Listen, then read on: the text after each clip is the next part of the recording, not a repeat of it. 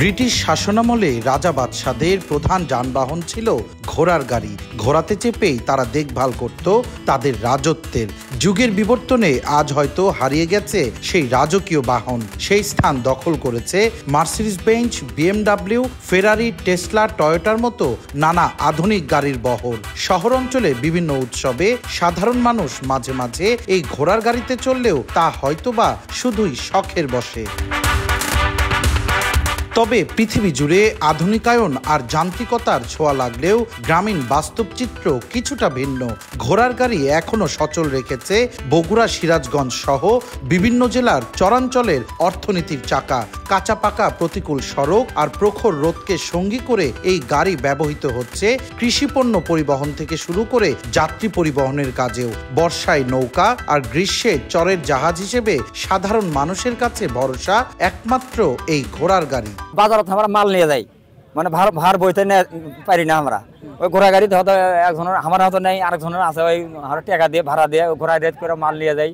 আমাদের এই ঘোড়া গাড়ি আছে চল অঞ্চলে আমাদের প্রায় 2 থেকে 300-র ঊর্ধ্বে আমাদের ঘোড়া গাড়ি চলাচল হয়। আর এই ঘোড়া গাড়িটা চলাচল দেখতেও অনেক সুন্দর লাগে, আমাদের উপকারে আসে। কথা হয় বগুড়া সোনাতলা উপজেলার পূর্ব তেকানি গ্রামের কয়েকজন বাসিন্দার সাথে, যাদের এখনো স্পর্শ করতে পারেনি আধুনিকতা কিংবা বিলাসিতার কোনো ছাপ। দুবেলা ভালো খাবার আর পরিবারের সাথে খুনসুটিতেই কেটে যায় তাদের দিন।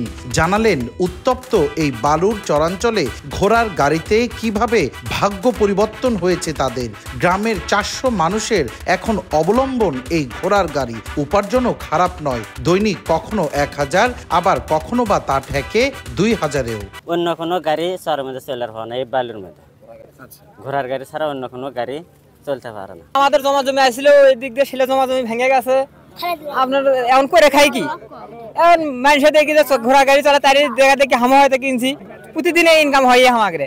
এখান থেকে অনেক কিছু আমি নিয়ে যাই, ধান, ভুট্টে, তার মরিচ, এগুলো আমি নিয়ে যাই। দিন গেলে 2000 মতো হয় কামে। আর ঘোড়া কিনছে এটা 50,000 টাকা, উঠছে কিছু বাকি আছে।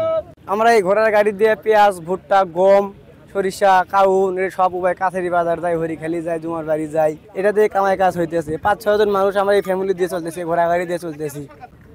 আর কোনো গাড়ি চলে না, আমাদের ঘোড়া গাড়ি চলে। তবে চলাচলের ভালো সড়ক না থাকায় কিছুটা বিপাকে পড়তে হচ্ছে চালকদের। না পাওয়ার অনেক গল্পের মাঝে তাদের দাবি শুধু ভালো একটা যোগাযোগ ব্যবস্থার। এই রাস্তাটা হয়ে গেলে এখান থেকে প্রায় 30,000 লোক উপকৃত হবে এবং সরকারের কাছে আমাদের আহ্বান করি এই কারণেই যে এই রাস্তাটা স্থায়ীভাবে করতে গেলে সরকারের আর্থিক সহযোগিতার প্রয়োজন আছে।